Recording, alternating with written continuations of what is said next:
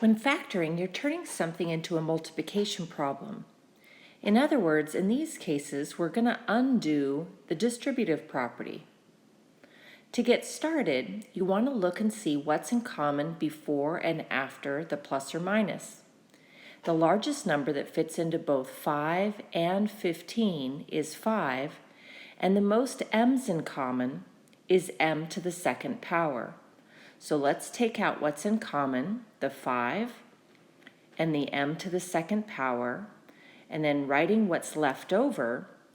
In that first yellow piece, the only thing we would have left is m, and in that second yellow piece, all we would have left is 3.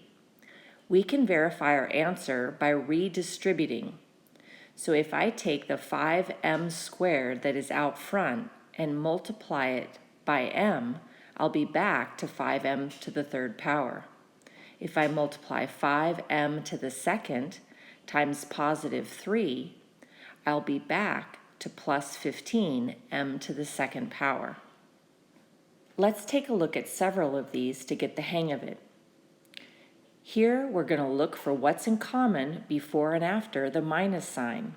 The largest number that fits into both 4 and 2 is 2, and the most g's in common is g to the second power.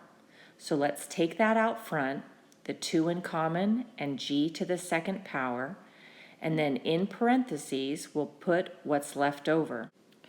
What's left over in yellow on the left is 2 and g, but what's left over on the right, we've taken out both 2 and the g squared. So what's left over is not 0, what's left over is 1. Let's redistribute to verify. 2g to the second power multiplied by 2g takes me back to 4g to the third, and then 2g to the second multiplied by negative 1 gets me back to negative 2g to the second. Let's undo the distributive property again. Looking to see what's in common before and after the minus, there is not a number that fits into both 6 and 5 other than 1. So the only thing in common is just an x to the first power. In parentheses, what's left over in the first yellow is a 6 and an x to the second power. If we've taken out an x in the yellow on the right, we have left negative 5. Let's redistribute to verify. X times 6x squared gets me back to 6x cubed, and x times negative 5 is negative 5x. Undoing the distributive property, the largest number that fits into both 9 and 15 is 3, and the most p's in common before and after the plus sign is p to the second. So let's take out 3p to the second power, and then in parentheses what's left over.